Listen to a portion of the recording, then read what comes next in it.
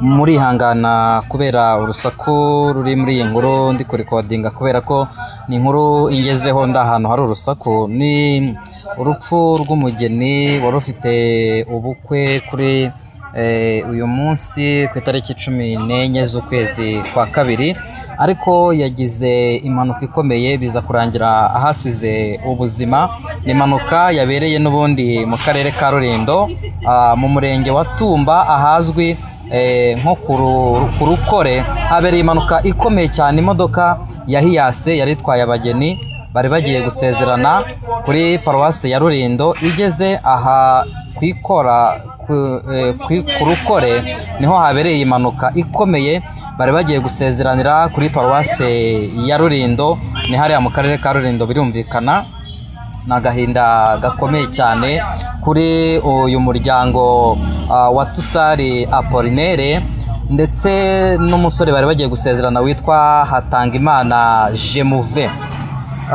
Iyi nkuru umuntu wese wayumva arumva ko ari inkuru iteye agahinda. Gupfa ku munsi w'ubukwe bwawe ni ibintu bibabaje cyane, gusa icyo navuga cyo ni kimwe, ni ukwihanganisha umuryango we, kwihanganisha Jemuve bari bagiye kubana. Umuryango wose muri rusange bagire kwihangana, nta kundi byagenda, mwese niko bimeze.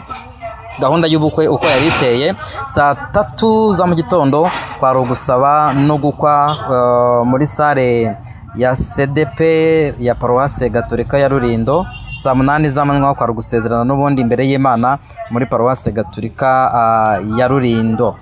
Ngayo nguko rero ni imodoka uri kureba kuri screen yawe aho ngaho uburyo ki yakonjaguritse rwose, imodoka ya Hiyase. Amakuru aravuga ko hari n'abandi bashobora kuba bahaburiye ubuzima, gusa iby'iyi nkuru turaza gukomeza kugenda tubikurikirana neza byuzuye, kubera ko itugezeho n'ubundi turi mu nzira tugenda. Amakuru yayo yose turaza kugenda tuyakurikirana kugira ngo tuze kugenda tuyabagezaho mu makuru yacu ari imbere. Gusa uyu muryango mu by'ukuri wihangane, urumva ko ari agahinda gakomeye cyane kuri Jemuve bari bagiye gusezerana, usigaranye agahinda gakomeye cyane.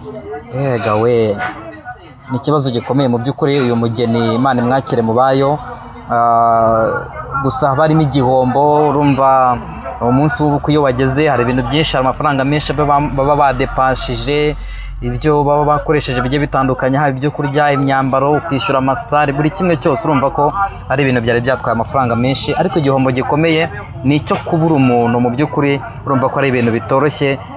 Kumva ngo umugeni apfuye ku munsi w'ubukwe ubwabyo ni ibintu biba bifite uburemere bukomeye. Uyu muryango we nta kindi twawubwira uretse kuwihanganisha, kubera ko kwakira urupfu rw'umwana wabo ni ibintu bitoroshye, ni ibintu bitoroshye. Ngira ngo ku muntu wese wakumva iby'iyi nkuru yakumva ko ari ibintu mu by'ukuri bikomeye cyane. Nta kindi twavuga uretse kuvuga ngo Imana yo mu ijuru ikomeze uyu muryango ubuze uyu mukobwa, uyu mugeni.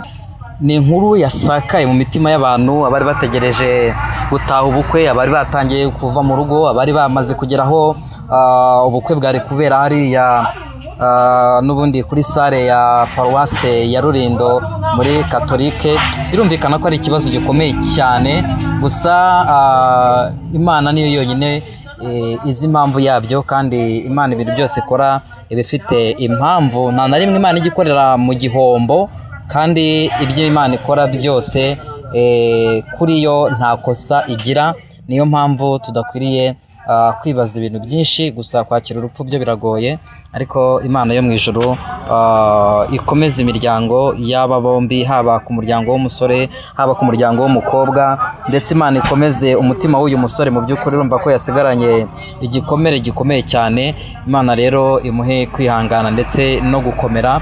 Ndetse nsoza ndaza no kwihanganisha abantu bose badukurikiranye, kugira ngo bagize ibyago bakomere kandi bihangane. Ariko biradusaba guhora twiteguye, niba urupfu ruza rugatwara umugeni wari ugiye gusezerana, urumva ko ari ibintu biba bitoroshye. Guhora twiteguye rero no gusenga twiyeza nibyo by'ingenzi.